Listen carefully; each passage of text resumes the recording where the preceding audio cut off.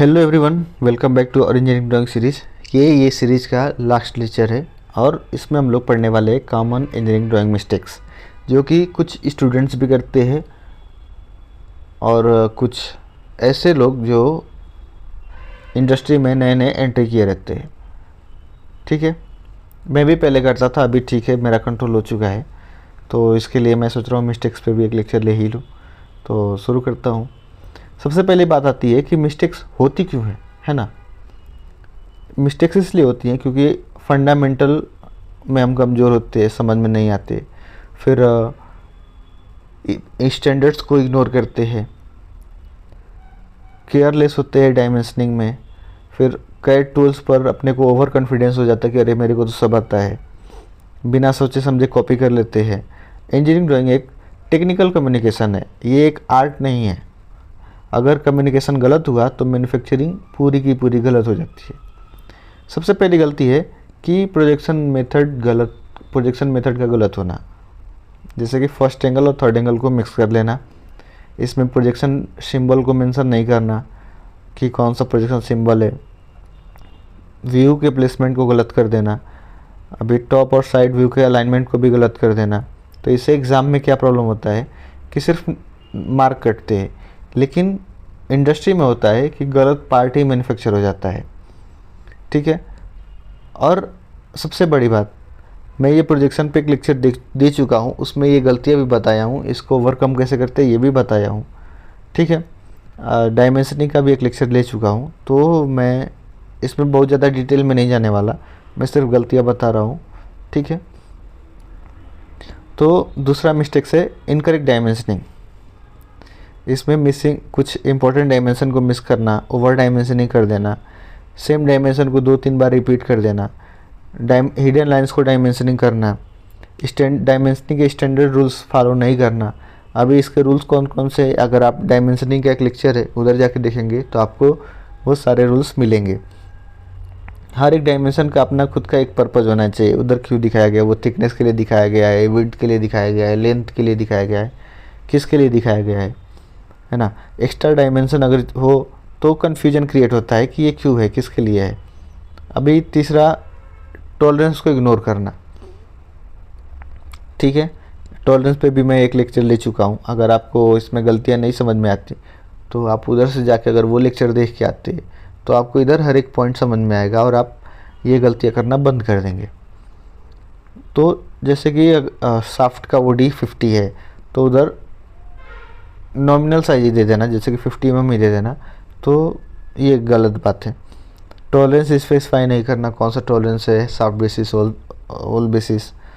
फिर फिट को मेंशन नहीं करना है, H7 G7 आदि। और कोई भी क्रिटिकल डायमेंशन को कंट्रोल नहीं करना। इस एग्ज़ाम पे क्या होगा, सिर्फ नंबर जाएगा, लेकिन इंडस्ट्री में असेंबली भी फेल हो जाएगी और दोबारा से काम शुरू करना पड़ेगा। अभी सेक्शन व्यूज़ एरर है, सेक्शनिंग का एक अलग से लेक्चर लिया हूँ मैं, आप उधर से जाके देख सकते हैं सारी चीज़ें। इसमें हैचिंग एंगल गलत दे देना, जैसे कि अभी हर एक पार्ट का अपना खुद का हैचिंग होता है। वुड का अलग होता है, MS का अलग होता है, SS का अलग होता है। Same hatching for different part, मतलब अलग अलग पार्ट। अगर एक ही मटेरियल के कई सारे पार्ट्स उसमें यूज है तो उन सब के लिए भी सेम हैचिंग यूज़ करना भी गलत है। थोड़ा थोड़ा अगर डिफरेंट रहेगा तो देखने वाले को समझ में, अच्छा ये पार्ट इधर तक ख़त्म हो रहा है, इधर से दूसरा पार्ट शुरू हो रहा है। सेक्शनिंग रिप्स इनकरेक्टली, जो भी कनेक्टिंग के लिए मतलब सपोर्ट के लिए होते हैं उन सबको भी सेक्शन करना गलत है। हिडन लाइंस सेक्शन व्यू में दिखाना भी गलत है। कटिंग प्लेन लाइन मिसिंग हो, मतलब कि जिस पार्ट का हम वो सेक्शन व्यू दिखा रहे हैं उधर अगर हम कटिंग प्लेन लाइन नहीं दिखा रहे या सेक्शन लाइन नहीं दिखा रहे तो फिर किसी को नहीं समझेगा कि वो सेक्शन लाइन क्यों है, तो ये भी गलत है। सेक्शन व्यू हमेशा क्लियर और क्लीन होना चाहिए, है ना। फिर पांचवा है सरफेस फिनिश के सिंबल में एरर। सरफेस फिनिश सिंबल का भी एक मैंने लेक्चर ले चुका है, किधर देते हैं, कब देते हैं, कितना देते हैं, ये सब मैंने बताया है। तो रॉन्ग मशीनिंग सिंबल, अगर मेरे को कहीं स्मूथ चाहिए मैं उधर रफनेस का सिंबल दे रहा हूँ तो वो भी गलत है। Surface finish symbol placed incorrectly, अगर मेरे को शाफ्ट के OD पे चाहिए, है ना, शाफ्ट में स्टेप बने हैं तो सपोज दैट मेरे को दूसरे स्टेप पे चाहिए, मैं उसको तीसरे स्टेप पे दे रहा हूँ, पहले स्टेप पे दे रहा हूँ, तो वो बिल्कुल गलत है। या फिर प्लेट पे मेरे को टॉप पे चाहिए, मैं बिलो में वो सरफेस फिनिश सिंबल देके खुश हूँ कि चलो मैंने सिंबल दिया, तो वो भी गलत है। रफनेस वैल्यू नॉट मेंशन, अभी रफनेस वैल्यू क्या होती है, कितनी होती है, ये भी मैंने आपको वो लेक्चर में बताया है। मिसिंग मटेरियल स्पेसिफिकेशन, मटेरियल कौन सा है ये भी आपको स्पेसिफाई करना रहता है। इंडस्ट्री ये सारे डिटेल्स को सीरियसली चेक करती है क्योंकि उनको मैन्युफैक्चरिंग करना रहता है। अभी छठवां मिस्टेक है पुअर लाइन क्वालिटी, अगर लाइन गलत हुआ तो भी ये मिस्टेक्स आते हैं। अभी मैनुअल ड्राइंग में पुअर लाइन क्वालिटी से अलग होता है, जबकि कैड ड्राइंग में अलग होता है। तो मैनुअल में थिक और थिन लाइन अगर आपने मिक्स कर दिया तो भी प्रॉब्लम होगा, और कैड में भी वही सेम, सब सेम थिकनेस या सब सेम जैसे बना है। लेकिन कैड में जनरली हम लोग थिकनेस सबका सेम ही रखते हैं, उधर हम लोग कलर चेंज कर लेते हैं क्योंकि उधर अपने पास ऑप्शन होता है बहुत सारे लेयर करके, ठीक है। अभी इसमें पुअर लेटरिंग कर दिया, मतलब कि इंजीनियरिंग ड्राइंग के हिसाब से मैंने नहीं लिखा, तो उस पर भी एक टॉपिक है लेटरिंग पे भी। नो लेयर मैनेजमेंट, जब भी मैं कैड टूल बताऊंगा तो उधर ये सब बताऊंगा आपको, कैड के जो भी इधर है ये सब दिखाऊंगा आपको, ठीक है। Uneven circle and arcs manual drawing में बना देना। और इसमें रॉन्ग प्लॉटिंग स्केल, मतलब कि अभी मेरे को प्रिंट करना है ना, तो मैं बाहर से बहुत सारा स्पेस भी लेके प्रिंट कर रहा हूँ तो मुझे नहीं दिखेगा अच्छे से ड्राइंग, तो ये भी एक गलती है। फिर गलत गंदे सीट पे प्रेजेंटेशन करना मैनुअल ड्राइंग में, और कैड में ड्राइंग डायमेंशन को ओवरलैपिंग करना, व्यूज़ को ओवरलैपिंग करना, ये भी गलत है, मतलब गलतियाँ है, मिस्टेक्स है। प्रोफेशनल ड्राइंग्स हमेशा डिसिप्लिन मांगता है। अगर आप अच्छे से काम कर रहे हैं, अच्छे से समझ रहे हैं, गलतियाँ कम कर रहे हैं, तो आप प्रोफेशनल ड्राइंग बनाने वाले हैं, ठीक है। असेंबली ड्राइंग में क्या क्या गलतियाँ होती है, असेंबली ड्राइंग में भी मैंने एक लेक्चर लिया है। पार्ट नंबर के बलूनिंग को मिस करना। अभी अगर आपने मेरा वर्किंग ड्राइंग का लेक्चर देखा होगा तो उधर एक कंपैरिजन का स्लाइड है, उधर असेंबली ड्राइंग में नंबर 1 मिसिंग है। अगर पता नहीं आपने पकड़ा होगा कि नहीं, मैंने तो एक्सप्लेन कर दिया, मैं जब वीडियो एडिट कर रहा था तो मैंने देखा कि उधर ऐसा प्रॉब्लम है, फिर भी मैंने अपलोड कर दिया। मैंने सोचा कि क्या आपको वो गलतियाँ मिलती हैं या नहीं, तो वो सब आप पे डिपेंड करता है। अगर आप मुझे कमेंट करेंगे तो मैं आपको बताऊंगा कि क्या गलतियाँ हैं, अगर आपने नहीं किया तो फिर मुझे नहीं पता, है ना। तो आप गलतियाँ पकड़ नहीं रहे, आप अच्छे से पढ़ नहीं रहे, ठीक है। कोई BM नहीं देना असेंबली ड्राइंग के लिए, और गलत सेक्शन पर रिप्रेजेंट करना, फास्टनर्स को गलत बनाना। मतलब फास्टनर्स को मैंने कैसे कन्वेंशनल रिप्रेजेंटेशन करते ये फेक लेक्चर लिया हूँ मैं।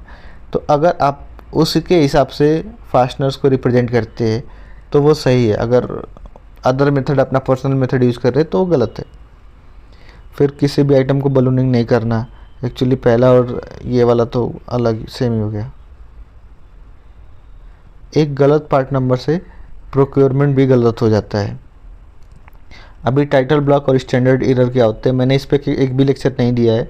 जब भी मैं सोच रहा हूँ, जब भी कैड टूल के बारे में शुरू करूँगा तो मैं उधर बताऊँगा टाइटल ब्लॉक के बारे में। एक्चुअली मुझे लेक्चर ले लेना चाहिए, देखता हूँ मे भी मैं डाल दूँ लेक्चर टाइटल ब्लॉक पे कभी, ठीक है। मैं कोशिश करूँगा डालने के लिए, क्योंकि इसके बाद मैं मैकेनिक्स शुरू करने का प्लान कर रहा हूँ, तो डाल दूँगा एक लेक्चर, देखता हूँ मैं। Missing drawing number, actually title block के लिए मैं चाहता हूँ कि मैं अगर बनाऊँ पैरेलली तो समझाऊँ तो ज़्यादा समझ में आएगा, और मैं प्रैक्टिकल अभी नहीं बता सकता ना, मेरे पास कैड का कोई टूल है, और मैनुअल बनाना बहुत ही मुश्किल है। उसके लिए मेरे को स्टैंड चाहिए, कैमरे चाहिए, या फिर मोबाइल के कैमरे से मुझे करना पड़ेगा, तो बहुत प्रॉब्लमेटिक है। इसके लिए मैं थ्योरी का सीरीज शुरू किया था कि मैं सिर्फ थ्योरी बताऊंगा। तो टाइटल ब्लॉक मैं कैड टूल का अरेंजमेंट करूंगा कुछ दिनों में, मतलब कुछ महीनों में भी 2-3 महीने लगेंगे, तब मैं टाइटल ब्लॉक बताऊंगा आपको। तो ड्राइंग नंबर मिस करना, स्केल मेंशन नहीं करना, मटेरियल स्पेसिफाई नहीं करना, रिवीजन नंबर नहीं डालना। शायद लास्ट लेक्चर में मैंने टाइटल ब्लॉक को थोड़ा एक्सप्लेन किया है। टॉलरेंस ब्लॉक नहीं डालना, उधर कंपनी का नाम या लोगो नहीं डालना। इंडस्ट्री में ये सब मान्य नहीं है, अनएक्सेप्टेबल है। एग्ज़ाम वर्सेस इंडस्ट्री फोकस, इसमें क्या क्या मिस्टेक्स होती है। एग्ज़ाम ड्राइंग में क्या क्या मिस्टेक्स होती हैं, इंडस्ट्री ड्राइंग में क्या क्या मिस्टेक्स होती हैं। एग्ज़ाम ड्राइंग में नीटनेस की कमी होगी क्योंकि उधर मैनुअल करते तो प्रॉब्लम आता है। इंडस्ट्री ड्राइंग में एक्यूरेसी चाहिए क्योंकि इधर हम लोग कैट यूज करते हैं। एग्ज़ाम ड्राइंग में स्टेप के मार्किंग होती है, लेकिन इसमें अपने को मैन्युफैक्चरेबिलिटी चाहिए, जो मैन्युफैक्चर हो सके। फिर प्रोजेक्शन क्लैरिटी चाहिए एग्ज़ाम ड्राइंग में, इसमें भी सेम ही है लेकिन टॉलरेंस भी चाहिए। एग्ज़ाम में मार्क्स ज़रूरी होते हैं, इंडस्ट्री में पैसे और सेफ्टी दोनों ज़रूरी होते हैं। कॉलेज ड्राइंग मार्क्स के लिए हम लोग करते हैं, लेकिन इंडस्ट्री में पैसे और सेफ्टी के लिए करते हैं। अभी इन मिस्टेक्स को कैसे अवॉइड करें, हम लोग कैड यूज़ करने से पहले ड्राइंग के रूल पढ़ ले तो ज़्यादा अच्छा रहेगा। स्टैंडर्ड को स्ट्रिक्टली फॉलो करें तो ज़्यादा अच्छा रहेगा।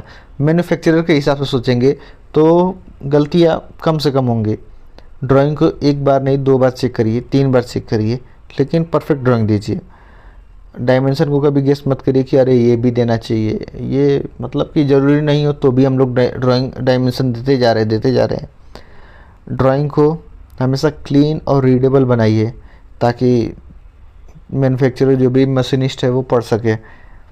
प्रोफेशनल इंजीनियर्स हमेशा डबल चेक करते, एक बार में संतुष्ट नहीं होते। अभी इंजीनियरिंग ड्राइंग का आखिरी स्लाइड है, ये आखिरी लेक्चर है, तो आखिरी मैसेज है इंजीनियरिंग ड्राइंग के बारे में। Engineering drawing is the language of mechanical engineering. Actually mechanical नहीं, इंजीनियरिंग का मतलब ये शुरुआत में मैं बताया था, अभी लास्ट में बोल रहा हूँ कि engineering drawing is the language of engineering. जो भी इंजीनियर्स हैं उनकी एक भाषा होती है जिससे एक इंजीनियर दूसरे से कम्युनिकेट करता है, उसे हम लोग इंजीनियरिंग ड्राइंग कहते हैं। अगर आप डिसिप्लिन से मास्टर कर लेते हैं ड्राइंग को तो आप एक बेटर डिज़ाइनर, इंजीनियर और प्रॉब्लम सॉल्वर बन सकते हैं। एक्चुअली मैं डिज़ाइनर नहीं बोल सकता क्योंकि डिज़ाइनर बनने के लिए आपको मैकेनिक्स, सॉम, एफएम, हीट ट्रांसफ़र, ये सारी चीज़ें आपको आनी चाहिए। तो मैं अभी अगला लेक्चर अपना इंजीनियरिंग मैकेनिक्स पे शुरू करना हूँ। तो अगर आप अभी डिप्लोमा में हैं, अगर मेरे लेक्चर को फॉलो करते हैं तो मेरे जो भी सीरीज़ है ख़त्म होंगी सारी की सारी, तो आप एक बेस्ट डिज़ाइनर बन के उभरोगे। बस थोड़ी सी ट्रेनिंग इंडस्ट्री में मिलेगी आपको कि उधर कैसे काम होता है ना। हर जगह के अलग अलग काम होते हैं। मेरे इधर लेयर के कलर अलग होंगे, कई किसी और कंपनी में हर लेयर के कलर अलग होंगे, उनके इधर कुछ और होगा, कोई और सॉफ्टवेयर यूज होगा, मेरे इधर कोई और सॉफ्टवेयर यूज होता है। तो ये सब के लिए ट्रेनिंग मिलेगा और कुछ नहीं। अगर आप रेगुलरली प्रैक्टिस करते हैं, स्टैंडर्ड फॉलो करते हैं और प्रैक्टिकली सोचते हैं तो गलतियाँ नहीं होंगी। तो बस ये लेक्चर इधर ही ख़त्म होता है, ये सीरीज़ भी इधर ही ख़त्म होता है। इसके बाद अगला लेक्चर जब भी होगा वो होगा इंजीनियरिंग मैकेनिक्स पे, और उधर से अपना इंजीनियरिंग मैकेनिक्स का सीरीज शुरू होगा। और फिर उसके भी lecture same Sunday and Wednesday को आएंगे। मे बी शायद नेक्स्ट जो भी संडे या वेडनेसडे पढ़ रहे उस दिन ना आए, या फिर 1 महीने के बाद शुरू हो, लेकिन मैं शुरू करूँगा उसको, या फिर मैं भी इसलिए लेक्चर ख़त्म होने के बाद ही मैं शुरू कर दूँ। तो बने रहिए आप चैनल पे, देखते रहिए, ठीक है। तब तक आप आगे बढ़ते रहिए। मेरी कामना है कि आप ड्राइंग में परफेक्ट बनिए कम से कम, है ना। कि ड्राफ्ट्समैन की भी अगर आप जॉब मिले तो जो डिज़ाइनर आपको समझाएगा वो भी सिखाने की कोशिश करेगा आपको। क्योंकि मैं भी पहले एक ड्राफ्ट्समैन की तरह से काम किया, फिर जो डिज़ाइनर मुझे बताता था कि ऐसे ऐसे करके लाइन ड्रॉ करना है, वो मुझे बताता भी था कि क्यों ड्रा कर रहे हैं। अभी ये थिकनेस जैसे प्लेट का 5 mm का थिक लिया तो वो क्यों ले रहे हैं, इस पर कैसे लोड कैलकुलेट करते हैं, ये सब मुझे सिखाता गया। इसके वजह से मैं अभी एक डिज़ाइनर के पोस्ट पे हूँ। तो बस ये सीरीज, ये लेक्चर में इतना ही। अगर कोई टॉपिक आपको अच्छे से समझना है, कोई पॉइंट अच्छे से समझना है, तो आप नीचे कमेंट्स में क्वेश्चन ड्रॉप कर सकते हैं, अपने पॉइंट्स ड्रॉप कर सकते हैं। मुझे लगता है कि वो हर एक को जानना चाहिए तो मैं उस पर वीडियो बनाऊंगा। अगर मुझे आपको सिर्फ पर्सनली रिप्लाई करना है तो मैं उधर कमेंट सेक्शन में आपके कमेंट को पिन करके उधर रिप्लाई दे दूंगा। तो बस मिलते हैं हम लोग अगली सीरीज़ में। तब तक के लिए आप पढ़ते रहिए, सीखते रहिए, आगे बढ़ते रहिए। Thank you.